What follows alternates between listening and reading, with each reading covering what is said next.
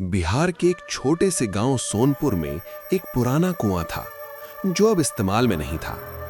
वो कुआं गांव के किनारे घने पेड़ों के बीच छुपा हुआ था। दिन में भी वहां अजीब सा सन्नाटा रहता था और रात में तो कोई उस तरफ जाने की हिम्मत ही नहीं करता था। गांव के बुजुर्ग कहते थे कि वो कुआं शापित है। कई साल पहले वहां एक औरत की रहस्यमयी मौत हुई थी। कहते हैं कि उसे किसी ने धक्का देकर कुएं में गिरा दिया था, लेकिन उसकी आत्मा कभी शांत नहीं हुई। लोग मानते थे कि जो भी उस कुएं में झांकता है उसे अंदर कुछ दिखाई देता है और फिर वो कभी पहले जैसा नहीं रहता। मोहन, जो गांव का एक निडर लड़का था, इन सब बातों पर विश्वास नहीं करता था। उसके दोस्त भी उसकी तरह मजाक उड़ाते थे। एक दिन दोपहर को मोहन अपने 3 दोस्तों राजू, दीपक और सुरेश के साथ खेतों की तरफ जा रहा था। तभी उनकी नजर उस पुराने कुएं पर पड़ी। राजू ने मजाक में कहा, चलो आज देखते हैं इस शापित कुएं का सच। सभी हंसने लगे। मोहन आगे बढ़ा और कुएं के किनारे जाकर खड़ा हो गया। कुएं के अंदर झांकते ही उसका चेहरा अचानक बदल गया। उसकी आंखें फैल गईं और वो तुरंत पीछे हट गया। दीपक ने पूछा, क्या हुआ? मोहन कांप की आवाज में बोला, अंदर कोई है, वो मुझे देख रहा है। सभी दोस्त हंस पड़े। पानी में अपना चेहरा दिख गया होगा। लेकिन मोहन अब चुप हो गया था। उसकी हंसी गायब हो चुकी थी। उस दिन के बाद मोहन थोड़ा अजीब व्यवहार करने लगा। वो कम बोलने लगा और अक्सर अकेले बैठा रहता। रात को उसे नींद नहीं आती थी। एक रात उसकी मां ने देखा कि मोहन अपने कमरे में नहीं है। दरवाजा खुला हुआ था। पूरा गांव उसे ढूंढने लगा, लेकिन मोहन कहीं नहीं मिला। 2 दिन बाद गांव के कुछ लोग उस कुएं के पास से गुजर रहे थे। अचानक उन्हें कुएं के अंदर से बदबू आने लगी। जब उन्होंने अंदर झांका तो उनकी चीख निकल गई। मोहन की लाश कुएं के अंदर तैर रही थी। उसकी आंखें पूरी तरह खुली हुई थीं, जैसे वो अभी भी किसी को देख रहा हो। गांव में डर फैल गया। उसके बाद से गांव के लोग उस कुएं के पास जाना बिल्कुल बंद कर चुके थे। लेकिन असली डर तब शुरू हुआ। कुछ दिनों बाद राजू ने एक रात अपने घर के बाहर से किसी के रोने की आवाज सुनी। वो बाहर गया और उसने देखा कि दूर कुएं के पास कोई खड़ा है। वो ध्यान से देखने लगा। वो मोहन था। उसका शरीर गीला था, कपड़े मिट्टी से सने हुए थे और उसकी आंखें अब भी खुली हुई थीं। राजू डर के मारे वहीं जम गया। मोहन ने धीरे धीरे अपना सिर उठाया और उसी ठंडी आवाज में कहा, अंदर कोई है, वो अभी भी देख रहा है। राजू भागकर घर के अंदर चला गया। अगले दिन उसने सबको ये बात बताई, लेकिन कोई विश्वास करने को तैयार नहीं था। लेकिन फिर एक एक करके गांव के और लोग भी रात में उस कुएं के पास किसी को खड़ा देखने लगे। हर बार वही आवाज सुनाई देती, अंदर कोई है। कुछ हफ्तों बाद एक और लड़का गायब हो गया और फिर एक और। अब गांव के लोग समझ चुके थे कि वो कुआं सिर्फ शापित नहीं है, वो किसी को बुलाता है और जो एक बार उसकी तरफ खिंच जाता है वो कभी वापस नहीं आता। आज भी उस गांव में सूरज ढलने के बाद कोई उस रास्ते से नहीं गुजरता, क्योंकि लोग कहते हैं कि अगर तुमने उस कुएं में झांक लिया तो शायद तुम अकेले नहीं रहोगे। पिछली कहानी कैसी लगी? अब आगे की कहानी। मध्य प्रदेश के एक छोटे से गांव रामपुर में एक पुराना पीपल का पेड़ था। वो पेड़ गांव के बाहर एक सुनसान रास्ते के किनारे खड़ा था। दिन में भी उस पेड़ के पास अजीब सा सन्नाटा रहता था, लेकिन रात में वहां का माहौल पूरी तरह बदल जाता था। गांव के लोग कहते थे कि उस पेड़ पर एक चुड़ैल रहती है। कई लोगों ने दावा किया था कि उन्होंने रात के समय वहां एक औरत को देखा है। लंबे काले बाल, सफेद साड़ी और पैर उल्टे। कोई भी आदमी रात के बाद उस रास्ते से नहीं गुजरता था। सुरेश, जो गांव का एक जिद्दी और निडर लड़का था, इन सब बातों को सिर्फ अंधविश्वास मानता था। उसे लगता था कि गांव वाले बेवजह डरते हैं। एक दिन उसने अपने दोस्तों से कहा, आज रात मैं उस पीपल के पेड़ के पास जाऊंगा और साबित करूंगा कि वहां कुछ भी नहीं है। दोस्तों ने उसे रोकने की कोशिश की, लेकिन सुरेश नहीं माना। रात के करीब 12 बजे, जब पूरा गांव सो चुका था, सुरेश अकेले ही उस सुनसान रास्ते पर चल पड़ा। चारों तरफ घना अंधेरा था। दूर कहीं कुत्तों के भौंकने की आवाज आ रही थी। जैसे जैसे वो पेड़ के पास पहुंच रहा था, हवा अचानक तेज होने लगी। पेड़ की सूखी पत्तियां जोर जोर से हिलने लगी, जैसे कोई अदृश्य ताकत उन्हें झकझोर रही हो। सुरेश का दिल तेजी से धड़कने लगा, लेकिन वो खुद को संभालते हुए आगे बढ़ता रहा। जैसे ही वो पेड़ के बिल्कुल पास पहुंचा, अचानक उसे लगा जैसे कोई उसके पीछे खड़ा है। उसने धीरे धीरे पीछे मुड़कर देखा और उसकी सांसें रुक गईं। एक औरत वहां खड़ी थी। उसके लंबे काले बाल जमीन तक लटक रहे थे और उसका चेहरा पूरी तरह छुपा हुआ था। सबसे डरावनी बात थी उसके पैर, वे उल्टे थे। सुरेश के हाथ पांव कांपने लगे। वो भागना चाहता था, लेकिन जैसे उसके शरीर ने काम करना बंद कर दिया हो। तभी वो औरत धीरे धीरे उसकी तरफ बढ़ी। हवा और तेज हो गई, पेड़ की शाखाएं जोर जोर से हिलने लगी। वो औरत सुरेश के बिल्कुल पास आकर रुक गई। फिर उसने धीरे से अपना सिर उठाया। उसका चेहरा बेहद डरावना था, आंखें काली और होठों पर एक अजीब सी मुस्कान। उसने बहुत धीमी और भारी आवाज में पूछा, क्यों आए हो यहाँ? सुरेश के मुंह से आवाज नहीं निकली। उस औरत ने अपना हाथ उसकी तरफ बढ़ाया। उसकी उंगलियां असामान्य रूप से लंबी और ठंडी थीं। जैसे ही उसका हाथ सुरेश के कंधे को छुआ, सुरेश को लगा जैसे उसके पूरे शरीर में बर्फ दौड़ गई हो। उसकी आंखों के सामने अंधेरा छा गया और वो वहीं बेहोश होकर गिर पड़ा। अगली सुबह गांव के कुछ लोग उस रास्ते से गुजर रहे थे। उन्होंने देखा कि सुरेश पेड़ के नीचे बेहोश पड़ा है। उसे तुरंत घर लाया गया। जब उसे होश आया, वो बुरी तरह डरा हुआ था। उसका शरीर कांप रहा था और वो बार बार एक ही बात दोहरा रहा था, वो सच है, वो सच है। उस दिन के बाद सुरेश पूरी तरह बदल गया। वो पहले जैसा निडर नहीं रहा। उसने रात में घर से बाहर निकलना पूरी तरह बंद कर दिया। कभी कभी वो अचानक डरकर जाग जाता और कहता कि कोई उसे देख रहा है। एक रात उसकी माँ ने देखा कि सुरेश अपने कमरे में बैठा खिड़की की तरफ घूर रहा है। जब उसने पूछा क्या हुआ, सुरेश ने कांपते हुए उंगली खिड़की की तरफ उठाई। वो फिर आ गई। उसकी माँ ने खिड़की के बाहर देखा। वहां कुछ नहीं था, लेकिन सुरेश की आंखों में जो डर था वो झूठ नहीं हो सकता था। कुछ दिनों बाद गांव के और लोगों ने भी रात के समय उस पेड़ के पास एक औरत को खड़ा देखा। कहते हैं कि अब वो सिर्फ पेड़ तक सीमित नहीं रही, वो कभी कभी गांव के घरों के पास भी दिखाई देती है। आज भी उस गांव में कोई भी आदमी रात के बाद उस रास्ते से नहीं गुजरता, क्योंकि लोग कहते हैं वो पीपल का पेड़ अब सिर्फ एक पेड़ नहीं है, वो उसका घर है और जो भी उसके करीब जाता है वो उसे कभी नहीं भूलती।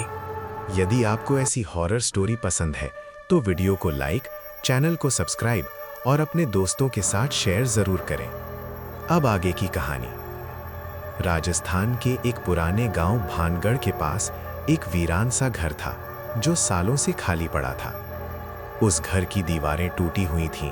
बात सबसे अजीब थी, उसका एक कमरा जो हमेशा बंद रहता था।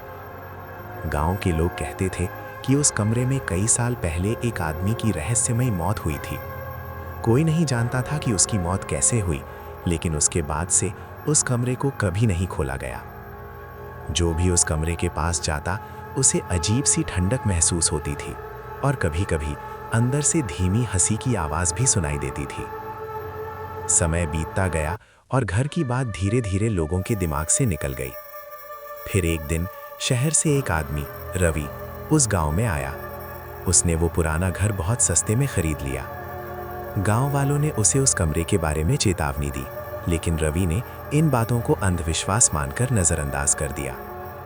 रवि अपने परिवार के साथ उस घर में रहने लगा। शुरुआत के कुछ दिन सब कुछ सामान्य रहा, लेकिन हर रात उसे ऐसा लगता जैसे घर में कोई और भी मौजूद है।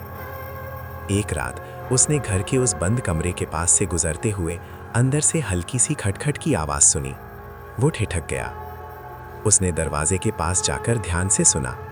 अंदर से किसी के धीरे धीरे चलने की आवाज आ रही थी। रवि ने सोचा शायद उसका वहम है और वो वहां से चला गया। लेकिन अब ये आवाज हर रात आने लगी। कभी कदमों की आहट, कभी किसी के फुसफुसाने की आवाज और कभी कभी धीमी हंसी। रवि की बेचैनी बढ़ती जा रही थी। आखिरकार एक रात उसने फैसला किया कि वो उस कमरे को खोलकर देखेगा कि अंदर क्या है। रात के करीब 1 बजे जब पूरा घर सो चुका था, रवि उस कमरे के दरवाजे के सामने खड़ा था। उसके हाथ में एक पुरानी चाबी थी जो उसे घर के कोने में मिली थी। उसने धीरे धीरे कांपते हाथों से ताला खोला। जैसे ही दरवाज़ा खुला, अचानक एक तेज ठंडी हवा बाहर आई, जैसे कोई लंबे समय से बंद जगह अचानक खुल गई हो। और उसी के साथ एक बहुत हल्की लेकिन साफ हंसी की आवाज़ सुनाई दी। रवि का दिल तेजी से धड़कने लगा। उसने हिम्मत करके अंदर कदम रखा। कमरा बिल्कुल खाली था। न कोई फर्नीचर, न कोई सामान, बस चारों तरफ धूल और दीवारों पर अजीब से काले निशान। रवि ने पूरा कमरा देखा, लेकिन उसे कुछ भी असामान्य नहीं लगा। वो खुद को समझाने लगा कि ये सब उसका वहम था। उसने दरवाज़ा बंद किया और वापस अपने कमरे में चला गया। लेकिन उस रात जैसे ही वो सोने की कोशिश कर रहा था, अचानक उसे फिर वही आवाज़ सुनाई दी। इस बार वो आवाज़ उस बंद कमरे के अंदर से नहीं, बल्कि उसके बाहर से आ रही थी, जैसे कोई उसी कमरे के अंदर चल रहा हो। धीरे धीरे कदम दरवाजे के पास आकर रुक गए। रवि का गला सूख गया। अचानक उसने साफ साफ सुना, तुमने दरवाज़ा क्यों खोला? रवि डर के मारे बिस्तर से उठ भी नहीं पाया। अगली सुबह उसकी आंखें खुली तो सब कुछ शांत था। उसने तुरंत जाकर उस कमरे का दरवाज़ा देखा। वो आधा खुला हुआ था, जैसे रात में किसी ने अंदर से उसे फिर खोल दिया हो। रवि के चेहरे का रंग उड़ गया। उसने बिना समय गवाए दरवाज़ा जोर से बंद किया और इस बार बाहर से मजबूत ताला लगा दिया। उस दिन के बाद उसने उस कमरे के पास जाना भी छोड़ दिया। लेकिन अजीब बात यह थी, अब भी हर रात उस कमरे के अंदर से कदमों की आवाज़ आती थी और कभी कभी धीमी हंसी भी। कुछ महीनों बाद रवि ने वो घर बेच दिया और गांव छोड़कर चला गया। लेकिन उसने जाते जाते नए मालिक से सिर्फ एक बात कही, इस घर में रहना है तो रहो, लेकिन उस कमरे को कभी मत खोलना। आज भी वो कमरा बंद है और गांव के लोग कहते हैं उस कमरे के अंदर आज भी कोई है जो इंतजार कर रहा है कि कोई फिर से दरवाज़ा खोले। उत्तर प्रदेश के एक छोटे से गांव में रमेश अपनी मां शांति देवी के साथ रहता था। गांव शांत था, लेकिन उस शांति के पीछे एक डर छुपा हुआ था। एक ऐसा डर जिसे गांव के लोग काली रात का मेहमान कहते थे। लोग कहते थे कि हर अमावस की रात जब आसमान बिल्कुल अंधेरा हो जाता है और हवा भी सन्नाटे में बदल जाती है, तब एक अजीब आदमी गांव के कोने वाले पुराने टूटे फूटे घर के पास नजर आता है। उस आदमी के बारे में कहते थे कि वो जिंदा नहीं है, बल्कि एक आत्मा है। रमेश ने हमेशा इन बातों को अंधविश्वास समझा। वो शहर में पढ़ लिख कर आया था और ऐसी कहानियों पर यकीन नहीं करता था। उसकी माँ अक्सर उसे समझाती, बेटा अमावस की रात दरवाज़ा मत खोलना, चाहे कोई कितनी भी आवाज़ दे। रमेश हंसकर कहता, अम्मा ये सब कहानियां हैं, आज के ज़माने में भूत प्रेत नहीं होते। समय बीतता गया। एक दिन अमावस की रात आ गई। आसमान में एक भी तारा नहीं था। गांव में अजीब सन्नाटा छाया हुआ था। कुत्तों तक ने भौंकना बंद कर दिया था। रात के करीब 12 बजे जब रमेश सो रहा था, अचानक ठक ठक की धीमी सी आवाज़ दरवाजे पर हुई। रमेश ने आंखें खोली। पहले तो उसने सोचा कोई सपना है, लेकिन फिर से वही आवाज़ आई, ठक ठक। उसकी माँ की बात उसके दिमाग में गूंज उठी, दरवाज़ा मत खोलना। लेकिन उसका दिमाग कह रहा था शायद कोई मुसाफिर होगा या कोई मदद चाह रहा होगा। वो धीरे से उठा और दरवाजे के पास गया। दिल तेज धड़क रहा था। उसने दरवाज़ा खोला और जो उसने देखा उसका खून जम गया। दरवाजे के सामने एक आदमी खड़ा था। उसने काले कपड़े पहने हुए थे। कपड़े पुराने और दीले जैसे लग रहे थे। उसका चेहरा सफ़ेद था और सबसे डरावना था उसकी आंखें, बिल्कुल सफ़ेद, बिना कोई पुतली के। वो आदमी धीमी ठंडी आवाज़ में बोला, पानी मिलेगा। रमेश का गला सूख गया। उसका मन कर रहा था दरवाज़ा बंद कर दे, लेकिन उसके पैर जैसे जम गए थे। उसने चुपचाप मटका उठाया और एक लोटा पानी भरकर उस आदमी को दे दिया। आदमी ने पानी लिया, धीरे धीरे पिया और फिर रमेश की तरफ देखा। उसकी आंखों में कोई भावना नहीं थी, बस एक खालीपन। फिर वो बिना कुछ कहे मुड़कर अंधेरे में चल दिया और धीरे धीरे गायब हो गया। रमेश ने तुरंत दरवाज़ा बंद किया और पूरी रात सो नहीं पाया। सुबह होते ही वो गांव के बुजुर्ग के पास गया और रात की बात बताई। बुजुर्ग का चेहरा पीला पड़ गया। वो धीरे से बोले, तुमने उसे पानी दे दिया? रमेश ने हाँ में सर हिलाया। बुजुर्ग ने गहरी सांस ली और बोले, वो आदमी 20 साल पहले मर चुका है। उसका नाम हरी सिंह था। एक रात प्यास से तड़पकर उसकी मौत हो गई थी। तब से हर अमावस को वो किसी न किसी घर के दरवाजे पर आता है, पानी मांगता है। रमेश का दिल जोर से धड़कने लगा। मतलब? बुजुर्ग ने सीधा जवाब नहीं दिया, बस इतना कहा, अगली अमावस तक संभल के रहना। उस दिन के बाद रमेश बदल गया। वो शाम होते ही घर के अंदर बंद हो जाता। रात को एक भी आवाज़ सुनकर कांप उठता। दिन बीत गए और फिर अगली अमावस आ गई। उस रात रमेश ने दरवाजे और खिड़कियों को अंदर से मजबूती से बंद कर दिया। माँ के साथ एक कमरे में बैठ गया। रात के 12 बजे फिर वही आवाज़ आई, ठक ठक। रमेश का दिल मुंह को आ गया। इस बार आवाज़ थोड़ी तेज थी, ठक ठक ठक। फिर एक आवाज़ आई, वही ठंडी आवाज़, पानी मिलेगा। रमेश ने अपनी माँ का हाथ कस के पकड़ लिया। दोनों चुप रहे। आवाज और तेज हो गई, मुझे प्यास लगी है। फिर अचानक दरवाजे पर जोर जोर से पिटाई होने लगी। ठक ठक ठक, जैसे कोई बाहर से गुस्से में दरवाजा तोड़ना चाह रहा हो। रमेश की माँ रो पड़ी, दरवाजा मत खोलना। रमेश ने आंखें बंद कर ली। कुछ देर बाद सब कुछ शांत हो गया, बिल्कुल सन्नाटा। रमेश ने हिम्मत करके दरवाजे के नीचे की दरार से बाहर झांक कर देखा और उसने देखा दरवाजे के बाहर पानी की एक लंबी लकीर बनी हुई थी, जैसे कोई गीला आदमी वहां खड़ा था।